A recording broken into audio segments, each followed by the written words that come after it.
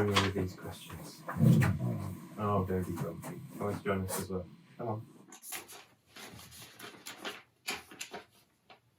What is Career in Ruins?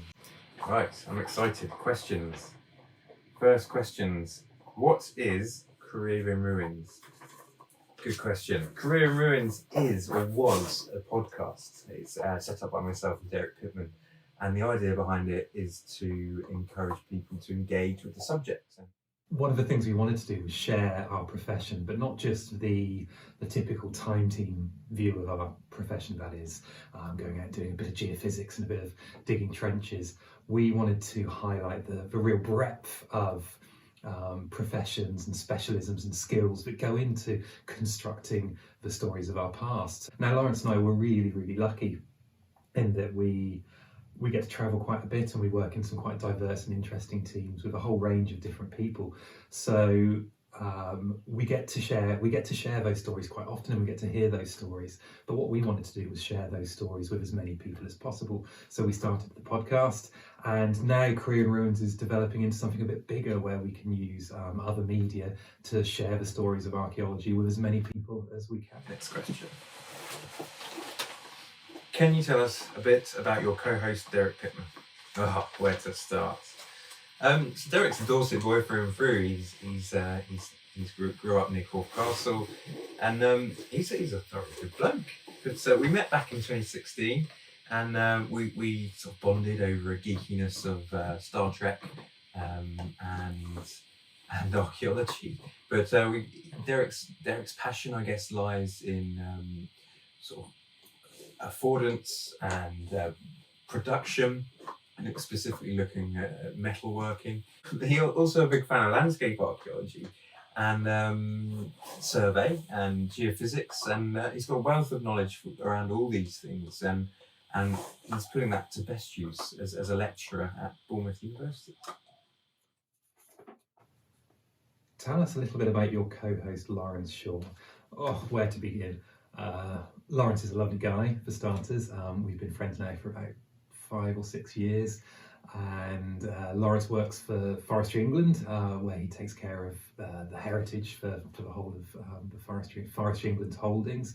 I met Lawrence when he worked at the New Forest, and although Lawrence and I are quite similar in many respects, we both have dark hair and beards, we do have some differences in terms of how we do archaeology and how we work within the profession, and Lawrence is very much in a job that sees him having to protect and look after archaeological sites, but also assist with progress and development. So he gets to see heritage in a very different way to someone like me who works in the university and can kind of treat it as this more abstract resource. So we're quite different in the way in which we do archaeology, but that comes together quite nicely, I think, when we start to talk to other colleagues and archaeologists about the profession.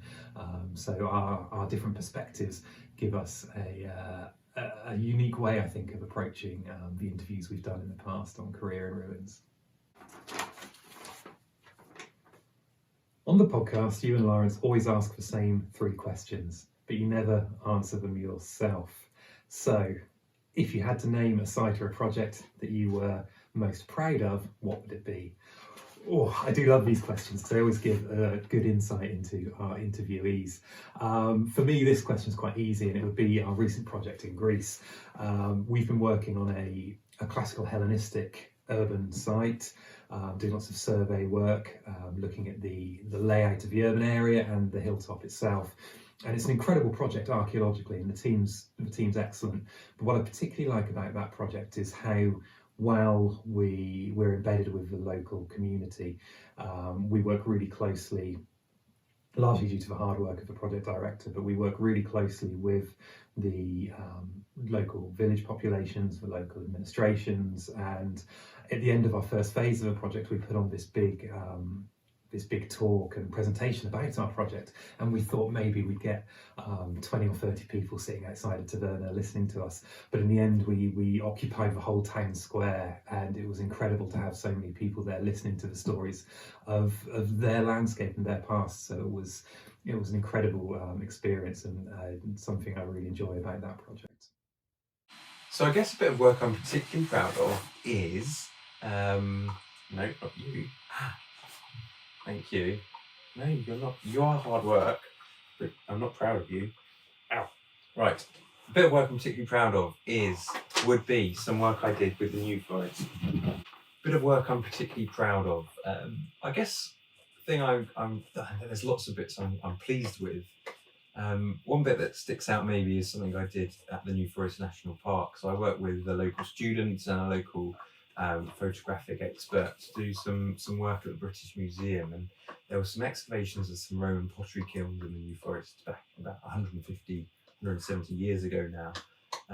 And some of the pots that were recovered from these excavations sit in store at the British Museum, so they're not accessible. We don't know too much about them, and we wanted to look at how we might be able to upskill some college students who are looking at ancient history and archaeology, and also work with local volunteers to make these publicly available, so researchers can use them, so locals can learn about them, and so we visited the British Museum. We photographed these pots and undertook a process called photogrammetry, and you weren't there, I'm afraid, and we produced this online museum where people can go and rotate the pots and zoom in and out and even see the individual fingerprints from the potters where they left their mark in the slip once they sort of were doing the final touches to these ceramic instruments. So I was really pleased with that, sort of making inaccessible heritage accessible.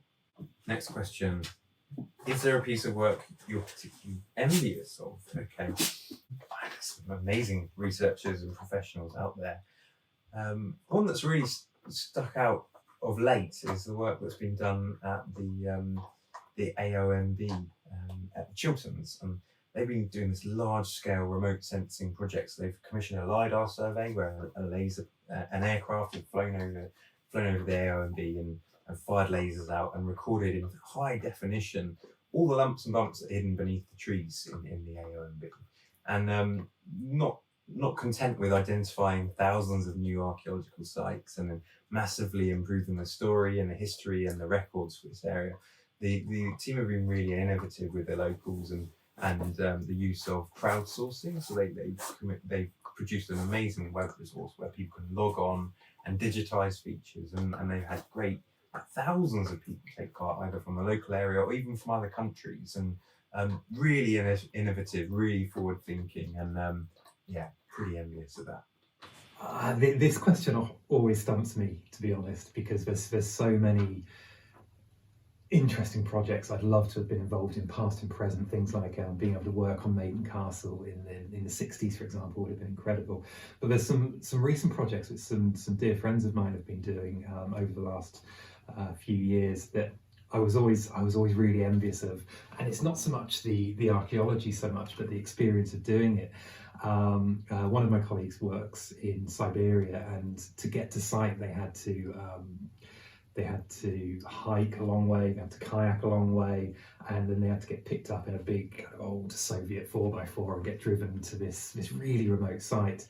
And that kind of tying archaeology with adventure always kind of appealed to me. And a colleague of mine, a friend of mine in the States, does a similar thing where they look at sites on riverbanks, so they have to do essentially whitewater rafting with all of their geophysical equipment and all of their survey equipment to get to these sites and do archaeology. So I'm a little bit adventurous when I hear about it. Sorry, I'm a little bit envious when I hear about adventurous archaeologies.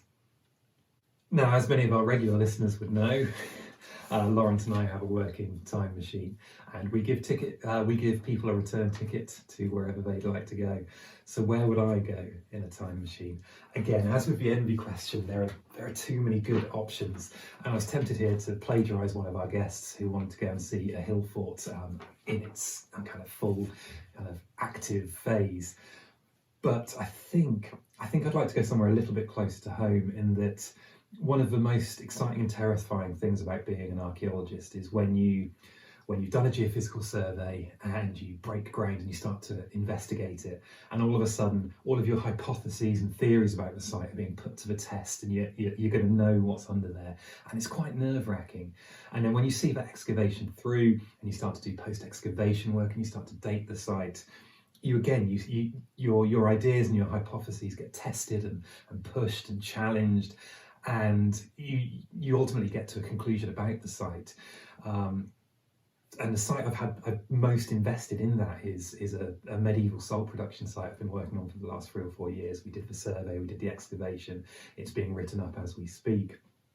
But to actually go back in time and see if what we think was happening, what we hypothesize, what we believe was happening actually happened would be incredible. To get that final seal of approval that only the time machine can offer would be an experience I don't think I could turn down. I love this question. So I'd be thinking more about those Roman pottery kilns in the New Forest again. So today it's a woodland, ancient woodland, planted woodland, and it's tranquil, it's natural. But at the time of these kilns, there are tens of these known pottery kiln sites. And whilst the pottery ware isn't something like black burnish ware, which is quite broad-reaching and the everyday use, this is high-end tableware and doesn't really go that much further than the local area. You get some bits at Hadrian's Wall, but it's not like a mass-produced thing. So it could be arts and crafty comparison maybe. But these sites, it's an industry, and at the time this area would have smelt and looked and felt so different to how it does today. So there would have been smoke in the air. It would have had noise. It would have had excavations from clay pits. It would have had trees being felled as fuel resource. And I'd love to visit there and see the comparison to how it is today versus this nice, quiet, tranquil national park that we see today. And then I'd skip forward a few thousand years, and I'd catch up with Haywood Sumner, who's the person that did the first sort of scientific investigation over one of these sites about 70 years ago.